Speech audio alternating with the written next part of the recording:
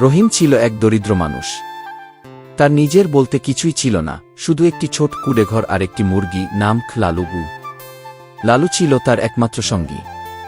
প্রতিদিন সকালে লালু একটি করে ডিম পাড়ত, আর সেই ডিম বিক্রি করে রহিম নিজের খাবার জুটাত। একদিন মুরগিটা অসুস্থ হয়ে পড়ল। রহিম নিজের খাবারের টাকাও খরচ করে লালুর জন্য ওষুধ কিনা। সবাই বলল, একটা মুরগির জন্য এত কষ্ট কেন? রহিম শুধু হাসত। যে আমাকে বাঁচিয়ে রাখে তাকে আমি কখনো ছাড়ব না গি। কিছুদিন পর লালু সুস্থ হল, আর একদিনে এক ডিম নয়, পারতে লাগল 2টো ডিম। রহিমের আয় বাড়ল।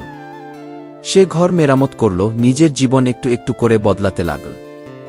গ্রামের লোক বলত, রহিম ভাগ্যবান।